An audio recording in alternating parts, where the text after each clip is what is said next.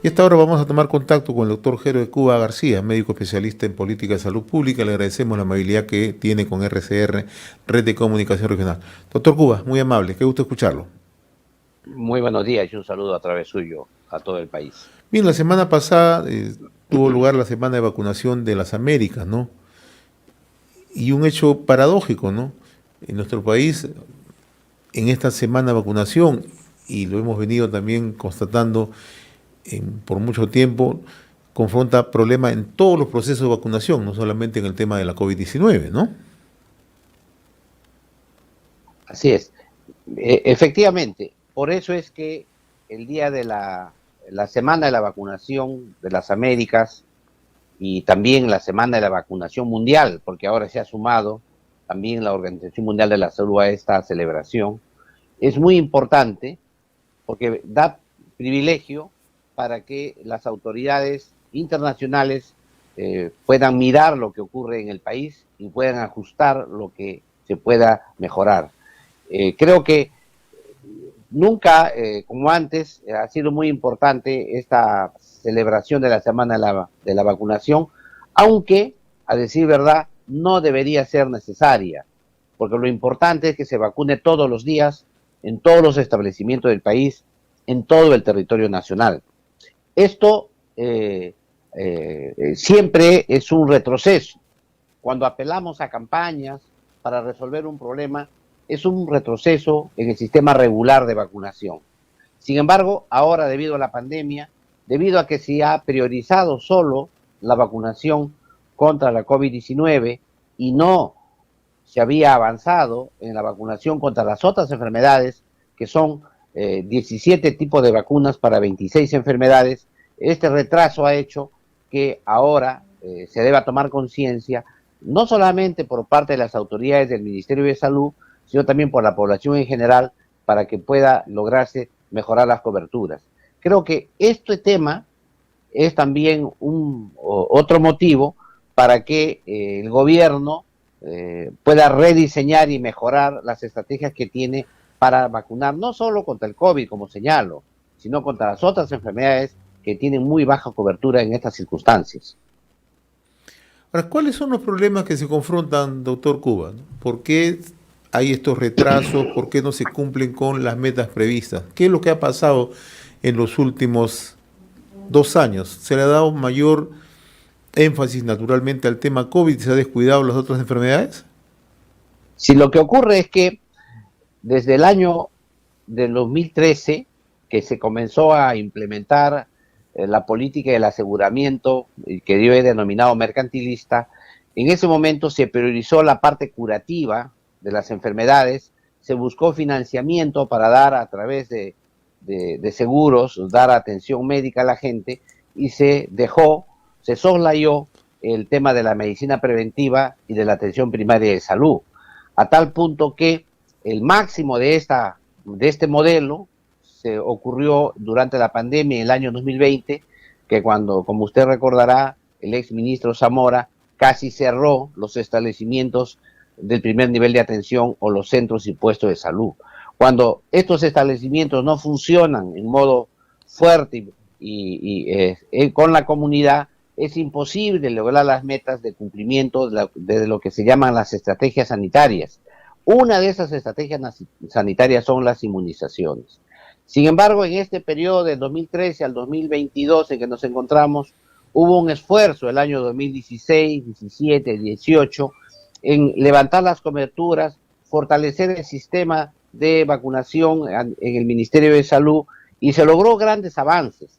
Sin embargo, por la pandemia y por la incomprensión de estos funcionarios que he señalado, se volvió a caer en las coberturas. Y el día de hoy la cobertura está muy baja y en estos momentos necesitamos hacer un esfuerzo para volver a reflotar esta estrategia sanitaria nacional. Y mire el otro tema, no solamente necesitamos tener un sistema de vacunación fuerte como estructura organizacional, sino necesitamos también la adhesión de la población a la vacunación.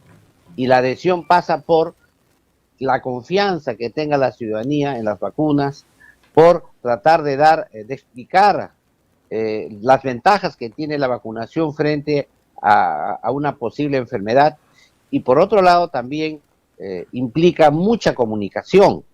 Sin embargo, en los últimos periodos hemos tenido algunos temas que han ido en contra de esta vacunación en general, como fue en primer lugar la disminución del ritmo de vacunación de la vacuna contra el COVID-19, luego hemos tenido vencimiento de vacunas y por último, lo más grave quizá es el escándalo que ha ocurrido por el uso de dosis inadecuada para la dosis de refuerzo en la vacunación. Se debería usar 50 microgramos por dosis y el gobierno autorizó el uso de 100 microgramos por dosis en la vacunación de refuerzo. Esto ha generado todo un escándalo que genera daño irreversible en la confianza que debe tener la población en la vacunación. Lo que tiene que hacer entonces el gobierno en esta circunstancia es hacer una investigación exhaustiva, separar a los funcionarios que de alguna manera han estado involucrados con este tema y darle confianza a la población y decir que eso no va a ocurrir de nuevo. Porque si se sigue así negando un hecho inevitable, que a todas luces conocido, entonces lo que ocurre es que perdemos la confianza y eso es un daño a todo el sistema de vacunación que tiene el país. A propósito de las vacunas, ¿no? La Contraloría General de la República también dio a conocer hace unos días que el último sábado, 30 de abril, vencían más de 1 millón de vacunas, ¿no? Inmediatamente el viceministro de Salud Pública, Joel Candia, ha responsabilizado a la gestión del exministro Hernando Ceballos de una compra en exceso de vacuna contra la COVID-19, ¿no? Y se ha referido sobre todo a la dosis pediátrica de Pfizer, ¿no? Mire, aquí yo creo que existe una explotación del desconocimiento que tiene la opinión pública sobre el tema del vencimiento de vacunas. Debe saber la opinión pública que las vacunas cuando se compran estas COVID-19 tienen un periodo de vencimiento en fábrica de 6 meses. Eso indica que hasta que llega al Perú, hasta que se llegan a los almacenes, pueden pasar 2 meses. Entonces las vacunas siempre llegan al país con un periodo de vencimiento corto, de unos 4 meses. Lo que sucede es que si tú disminuyes el proceso de vacunación y no te ajustas al ingreso de nuevas vacunas, lo que ocurre es que se te vence. Ahí hay un desfase por la falta de pericia del gobierno en avanzar en la campaña de vacunación. No es culpa de los que compran, porque no hay forma de comprar vacunas que tengan más de 6 meses de vacunación, más de 6 meses de duración de la vacuna, porque como le explicaba, son vacunas experimentales y el Perú no las produce. Es decir, te dan 6 meses de vencimiento, mientras toda la logística hasta que llegan a los almacenes y llegan a los centros más pequeños del país, pasan 2 meses, 2 meses y medio. Entonces el periodo que te queda para vacunar realmente es corto. Precisamente por eso es necesario que se vacune rápido. Y si el gobierno no tiene una estrategia de vacunación rápida, caen sus indicadores o sus tasas de vacunación por día, es obvio que las vacunas se te van a vencer. No vale aquí echarle la culpa al ministro anterior, que además es con mala leche, porque el ministro Ceballos ha sido muy cauto siempre en referirse al gobierno, nunca ha agredido al nuevo ministro ni al anterior. Yo creo que ahí ha habido, una echada de culpa hacia atrás innecesaria, pero además le devuelven de alguna manera la moneda, porque en su momento, cuando recién entró el ministro Ceballos, también le echó la culpa por lo mismo al exministro Óscar Ugarte. En consecuencia, aquí es una cadena que ya tiene como principio, si algo no te va bien, echa la culpa al de atrás. Pero en realidad hay que comprender que este fenómeno de vencimiento de vacunas va a ser casi, digamos, natural en el fase final de la pandemia. ¿Por qué? Porque ya el interés de la población en vacunarse es menor, se relajan las medidas de bioseguridad, también compiten en la vacunación con otro tipo de vacunas y en consecuencia este tema es más complicado de cumplir las metas y los plazos. Pero el gobierno tiene que hacerlo. Sí, también quiero hacer la salvedad que también en otros países se han vencido la vacuna. Ahora, aquí, lo que interesa en este caso, doctor, es el ritmo de vacunación, ¿no? Que tiene que ser... Lo que interesa aquí, claro, es el ritmo de vacunación, como usted dice. Eso en primer lugar es importante, lograr altas coberturas. y ritmo de vacunación. Y lo segundo es que las pérdidas económicas que se generan por el vencimiento de vacunas no sean pues tan altas, que se venzan vacunas, sí está bien, pues porque eso es inevitable, pero no pueden vencerse en unas cantidades tan grandes que nos lleven unas pérdidas económicas astronómicas. En todo el mundo se vencen vacunas, incluso en Estados Unidos, en Europa se vencen vacunas, pero claro, el tema es que hay vencimientos inevitables, pues, ¿no? Pero ya en este caso, cuando uno observa que la curva descendiente del número de vacunados por día es grande y las vacunas se pierden, es ya realmente una negligencia. El otro tema, doctor Cuba. Desde ayer el gobierno ha dispuesto que el uso de mascarillas va a ser facultativo, ¿no? En las regiones cuya población mayor de 60 años cuente con 3 dosis y supere el 80%, ¿no? ¿Cómo analiza este tema, esta decisión del gobierno? Aquí hay un tema que yo exijo al gobierno y al ministro de Salud que definan. Por un lado, han señalado que ha terminado la tercera ola, pero no aclaran aquí si al decir que terminó la tercera ola, terminó la pandemia o se espera una cuarta ola. Hay dos conceptos básicos ahí, porque si señalamos que ya estamos en la fase final de la pandemia, las medidas son distintas a si señalamos que terminó la tercera ola y es posible que venga la cuarta, porque en ese sentido las medidas de bioseguridad deberían culminar. Esta indecisión no permite a los actores políticos, a los sectores económicos y a la población en general a tomar una decisión definitiva en su vida. En estos momentos, Estados Unidos, por ejemplo, ha declarado que estamos en el final de la pandemia, de la sexta fase de la pandemia. Es decir, que a partir de ahora vamos en un proceso lento, progresivo, a entrar a una endemia. Van a seguir habiendo casos, pero cada día menos, y esto es un periodo de salida de lo que tiene la fase natural de una pandemia. Pero en el Perú no han dicho ni una ni otra. Han dicho hemos terminado la tercera ola. Y yo creo que ahí hay una imprecisión científica que el gobierno debe aclarar, porque a partir de esa definición en qué periodo nos encontramos, vamos a tener que tomar dos medidas para un lado o para otro. Si creemos que va a haber una cuarta ola, por supuesto que tenemos que seguir fortaleciendo el sistema de salud y que este periodo de silencio epidemiológico o este periodo entre olas nos sirva para precisamente fortalecer el sistema de salud en el país en miras a una cuarta ola. Pero si decimos que ya la pandemia ha culminado y estamos en una fase de resolución, evidentemente que las medidas tienen que ser para fortalecer todas las actividades sanitarias que venían siendo perjudicadas por los estragos de la pandemia.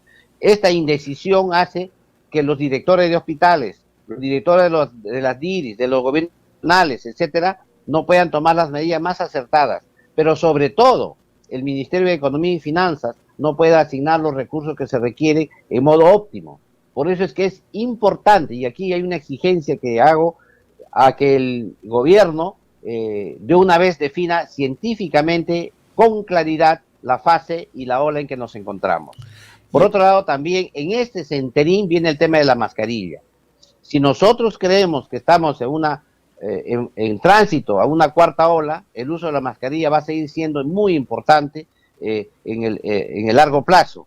Pero si señalamos que estamos en el otro escenario del fin de la pandemia, entonces lo que vamos a tener es el uso eventual de la mascarilla en espacios aglomerados, espacios cerrados, el uso de la mascarilla, y ya en los espacios abiertos esto ya no sería necesario. En consecuencia, las medidas hay que interpretarlas en función a las decisiones que finalmente científicas que se tomen a nivel del Ministerio de Salud. Sí queda como recomendación general para la población, en la medida de que el gobierno no nos genera un liderazgo en este aspecto, a cuidarse por sí mismos y seguir con las medidas de protección, usar la mascarilla siempre con un afán preventivo, cuando hay aglomeración, haya gente, cuando uno esté en lugares cerrados, cuando vea que hay riesgo de infección, y el uso de la mascarilla y no usar la mascarilla cuando está al aire libre, pero siempre tenerlo en el bolsillo, tenerlo en la cartera, de tal manera que la mascarilla siempre se puede apelar. Pero el otro tema de fondo es el lavado de manos. Eso no debe parar nunca. porque la lavada de manos no solamente previene contra la pandemia, sino también contra otras enfermedades, y en consecuencia el lavado frecuente de manos o el uso del alcohol debería ser una práctica que ya no deberíamos abandonar, igual que el uso de la mascarilla por último, porque también hay otras enfermedades que se contagian por aerosoles, como es la influencia, etcétera, etcétera. Por lo tanto, estas prácticas deberían mantenerse, tanto el uso de la mascarilla para modo ocasional o cuando hay aglomeración, y el lavado de manos también debe ser. Y por último, creo que no debe dejarse de pasar por alto de que ya la población se acostumbre a guardar la distancia física en los lugares. No es bueno que las colas se aglomeren o que exista esa tendencia de estar todos aglomerados en los ambientes. Siempre se debe buscar tener un espacio mínimo de por lo menos 1 metro entre los ciudadanos, y esto de aquí para siempre debería ser una costumbre que uno observa en los países europeos, por ejemplo. Nadie se aglomera en la cola, siempre guardan espacio entre persona y persona. Aquí en el Perú hay esa tendencia a aglomerarse en siempre, que creo que debería corregirse ya para toda la vida. Creo que estos 3 aspectos son esenciales, sea cual sea la definición que nos entregue el Ministerio de Salud y el gobierno en los próximos días. Muy bien, doctor Javier Cuba, como siempre muy reconocido por esta comunicación a través de RCR, Red de Comunicación Regional. Ha sido un gusto conversar con usted, como siempre, muy amable. Un abrazo una vez más y un saludo a todos los peruanos.